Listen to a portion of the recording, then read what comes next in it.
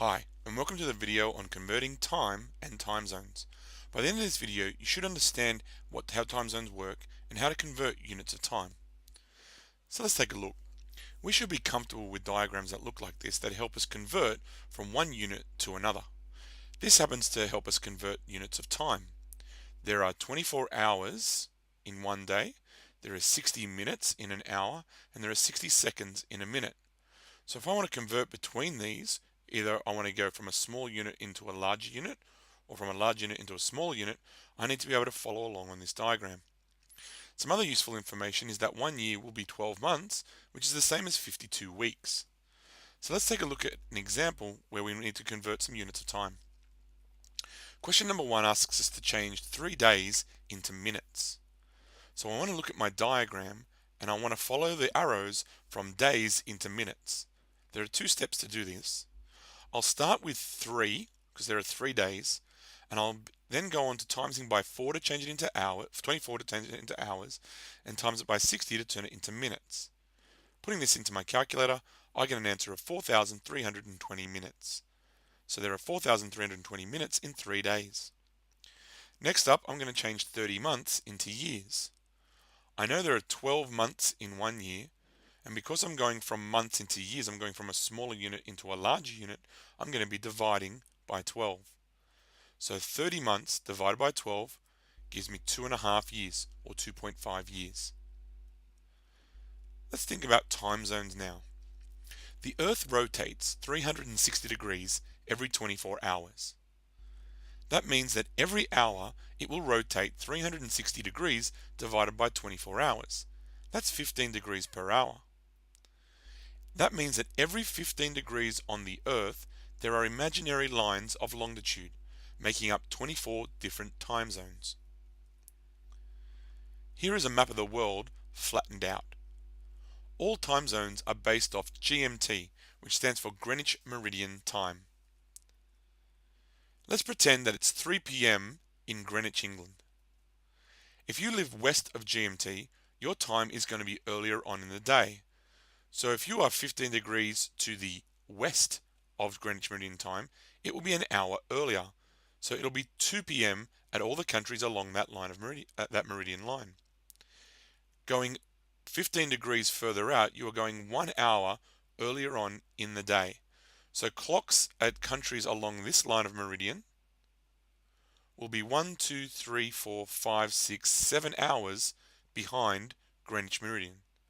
In this case, 7 hours before 3 o'clock will be 8 a.m. Then we're going to go 7 a.m., 6 a.m., 5 a.m., 4 a.m. until you get to the other side. If you live east of GMT, your time is later on in the day. So 15 degrees to the right, or to the east, of GMT is 4 p.m., 5 p.m., 6 p.m., 7 p.m., 8 p.m., 9, 10, 11, 12, 1, and 2 a.m. Now, if you go far enough in each direction, you'll reach what we call the international dateline. The international dateline is a line that is 180 degrees on the other side of the world from GMT. There is a 24-hour difference between the west side and the east side of this line. So if you lived on this side of the line, it would be Saturday, and if you lived on this side of the line, it would be Sunday. Some countries, such as Tonga, have recently changed the line of meridian because it's imaginary, they can do whatever they want with it, and they've shifted the line so that the Tonga is now in line with the days of Australia and New Zealand, because that's their major trading partners. I'm going to put a video along next to this one on the website that would be really interesting to look at as far as weird time zones around the world. If it's Saturday on the right hand side, then it'll be Sunday on the left hand side, and that can get really confusing if you're trading just a few kilometers either side of this line. You'll also see that the line is not straight in that it moves around land masses. This is so that there's fewer confusions for people living in this part of the world. You would hate to only live a couple of kilometers away from someone and for it to be Sunday in one day and Saturday in the other, in one place. So This is a map of the world that is to the west of GMT. This is GMT, Greenwich Meridian Time, and we call it that because it goes through a place called Greenwich, England. Now, we live in, everything to the west is going to be earlier on in the day. The numbers at the top of this page tell us how many hours earlier it will be. For example, we live in the United Kingdom and it is 5 p.m. We want to know what time it is in Alaska. So what we do is we compare the numbers at the top. The United Kingdom is at 0 GMT and Alaska is at -10 GMT. So UK is at 0 and Alaska is -10. This means that Alaska is 10 hours before the United Kingdom. How do we work out what time it is in Alaska? Well, it's 5 p.m. in the United Kingdom, so we're going to take away 10 hours from 5 p.m. Here's the way I like doing it.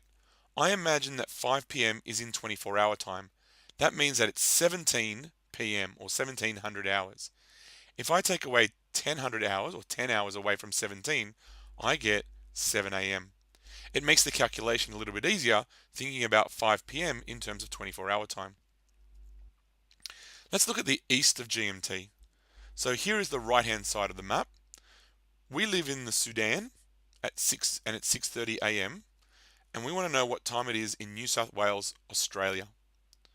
So Sudan is +2 GMT and New South Wales is +10 GMT. What that means is that New South Wales is 8 hours ahead of the Sudan. So if it's 6:30 a.m. In Sudan, New South Wales is 8 hours later. Again, thinking about this in terms of 24-hour time, 6 + 8 is 1400 hours. That means that the time will become 14:30, and 14:30 in 12-hour time is 2:30 p.m.